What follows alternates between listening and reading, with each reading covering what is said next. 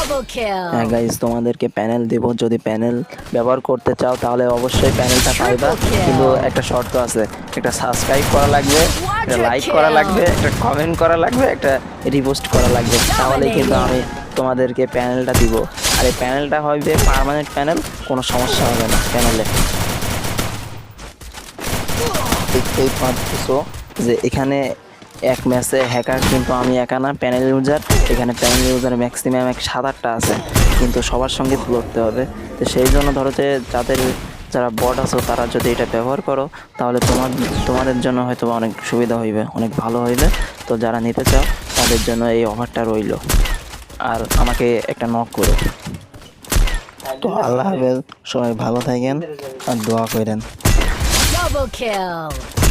Triple kill. Quadra kill. Dominating.